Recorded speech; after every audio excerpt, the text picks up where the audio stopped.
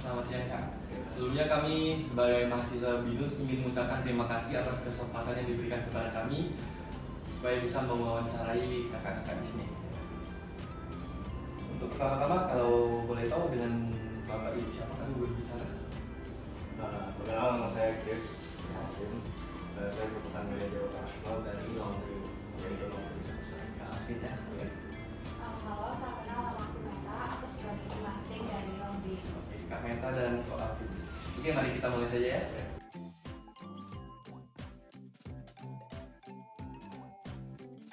Oke, kalau bisnis laundry ini itu mulai berdirinya dari tahun 2020 ya. Pada di Februari dan kita berjalan terus berkembang sampai sekarang. Ini merupakan outlet Ketiga ya. ketiga, tapi untuk sekarang kita sudah ada 16 outlet. Oh, total sudah ada 16 orang.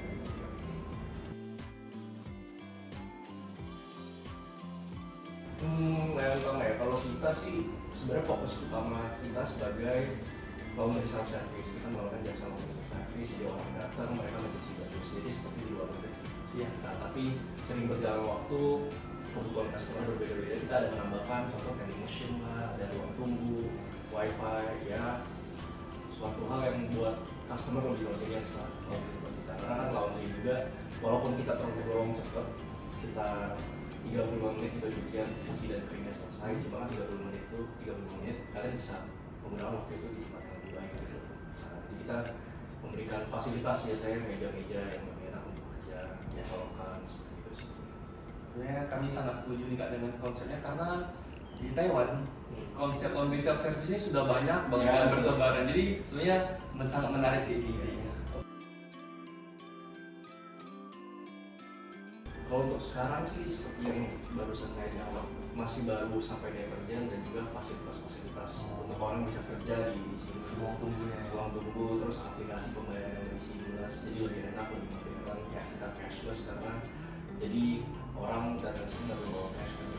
Semua sekarang pakai QRIS. Iya ya, sudah digitalisasi. Digitalisasi. Bahkan waktu kita yang di dalam, sebenarnya nggak ada AC-nya. Iya, Jadi ada AC. Dingin banget tadi gua. Oke oke. lebih nyaman. Iya betul. Jadi selain kita meniru, jadi kita salah satu pionir di mana laundry self service di Indonesia. Sebelumnya ada paling laundry koin, laundry kiloan, laundry satuan, itu kan berbeda sih walaupun konsepnya sama laundry. Iya. Tapi fokus mereka berbeda-beda. Kalau laundry self service ini itu kenapa kita bangun awalnya karena tergolong lebih aman bagi melakukan bisnis.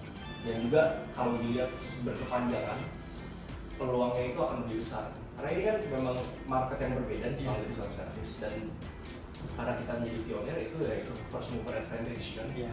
Nah di situ kita juga melihat kalau kamu misalkan anggap diri kamu sebagai pelaku bisnis laundry di luar, Iya. kamu bakal mikirin apa sih cost kan? Iya. Nah terus Gaji karyawan. gaji karyawan, wages ya. Habis itu apa aja sih dampak-dampak resiko-resiko operasional yang bisa kamu hadapin. Nah kalau kamu ke laundry self service yang pertama ini semua tuh jadi lebih ringan lah. Yang pertama nih, kalau revenue pasti bisa lebih tinggi karena kita bukanya 24 jam. Mesin juga lebih cepat kan. Ya walaupun tergolong lebih mahal secara investasi, cuma returnnya akan lebih cepat. Iya. Nah, yang kedua tadi operasional. Operasional ini kita nggak terlalu banyak pusing operasional karena mesin yang bekerja. Iya betul. Kamu paling susah adalah mengkontrol karyawan. Itu hal yang salah satu yang susah lah sebagai business owner. Kamu harus gimana cara kamu dari karyawan, gimana cara kamu bikin dia supaya sesuai dengan apa yang perusahaan mau.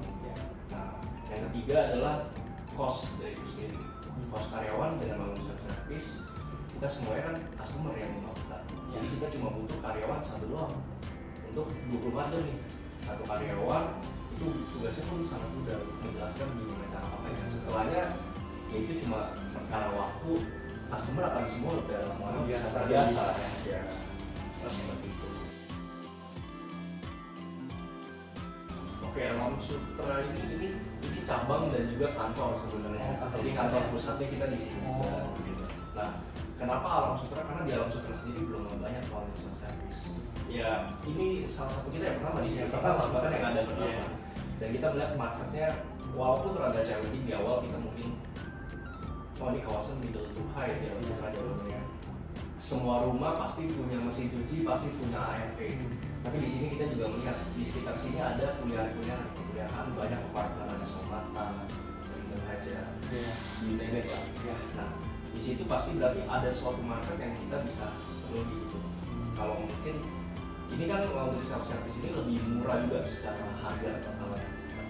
Mungkin buat kaum yang masih muda nih Gen Z atau itu kan lebih memikirkan mungkin mereka lebih peduli investasi gimana caranya cutting budget kayak gitu. Nah, itu bisa jadi salah satu jawaban kita ambil di sini. Jadi secara tidak langsung target pasarnya itu sebenarnya Gen Z gini ya. Iya, target pasarnya milenial dan juga Gen Z. Iya. Karena kalau terlalu boomer kadang pakai aplikasi Iya, juga bingung benar. gitu kan. Nah, mereka lebih prefer cash. Cuma di sini kan kita melihat juga orang udah terbiasa bayar pakai QRIS di restoran. Iya. Jadi mungkin ini saatnya. Ini sebenarnya trial and error juga dalam bisnis kayak gitu. Kalau buka bisnis yang paling challenging itu yang pertama pasti kontrol karyawan, kontrol tim. Nah itu kan suatu hal yang sangat challenging menurut saya sih, karena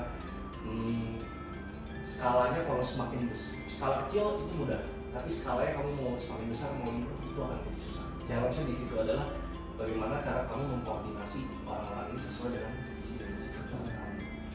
Tapi kalau itu kan buka, kalau untuk mengontrol ketika sudah berjalan nggak? Atau mungkin sistem error atau malah nggak usah pusing ya? Nah itu dia, kalau kamu mengkontrol sistem error, kita ini bermain melawan, kita bermain dengan mesin. Iya. Mesin itu kan variabel udah pasti itu aja. Iya. Kalau kamu manusia variabelnya susah, kamu nggak bisa kontrol Iya. mesin itu. Kalau mesin kamu ada program. Nah, jadi yang kita kontrol adalah orang di belakang yang bisa mengerjakan program ini, teknisi. Jadi kalau kita bisa kontrol mereka, berarti mereka manusia, kita kontrol manusianya. Berarti secara nggak langsung mereka akan bisa membantu kita untuk mengontrol mesin operasionalnya. Jadi baik lagi kalau dari awalnya ya tim di sekitar kita, tim yang membangun kita untuk bisa operasionalisasi mesin.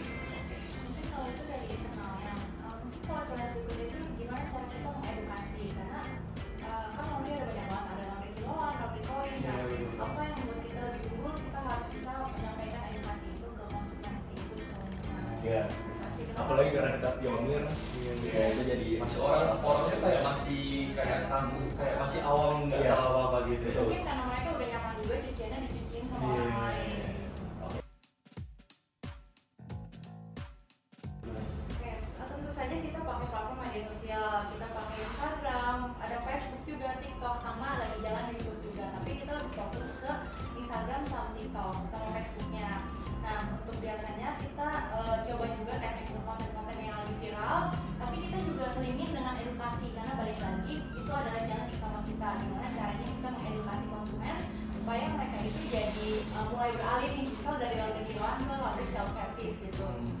Nah, selain digital, kita lihat juga laundry lain belum banyak nih yang main di offline. Offline itu dalam arti kita tap in ke komunitas, terus kita jadi sponsor dan kita memperkenalkan laundry kita ke komunitas tersebut. Iya, jadi kita mau coba tap in ke salah satu komunitas olahraga gitu yang lagi viral. Salah satunya pedal.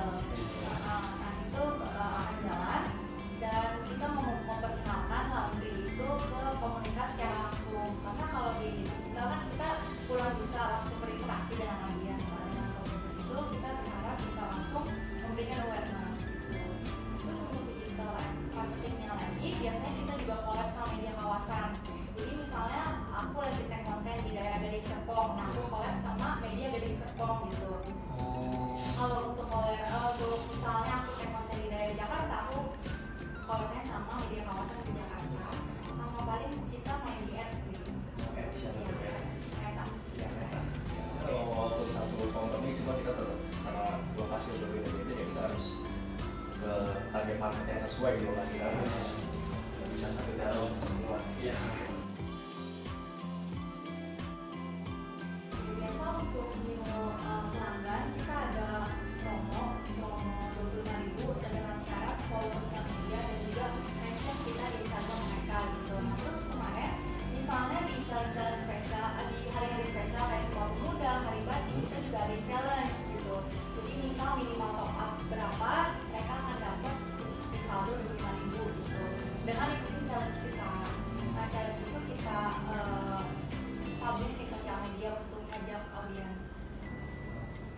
di bawah tuh di ruang tunggu saya juga lihat itu ada kayaknya ada brosur kalau kita top up sekian itu Oh. ada bonusnya Oh, itu iya, mungkin iya. salah satu caranya Ya, juga ya, ya. salah satu bonusnya apa? Oke, biasa kalau kita di sosial media itu frekuensi postingnya seminggu 4 kali. Seminggu 4 Iya. kali. Dengan pilar kontennya itu ada konten yang lagi viral jadi kita tag in, Hmm. terus konten edukasi balik lagi sama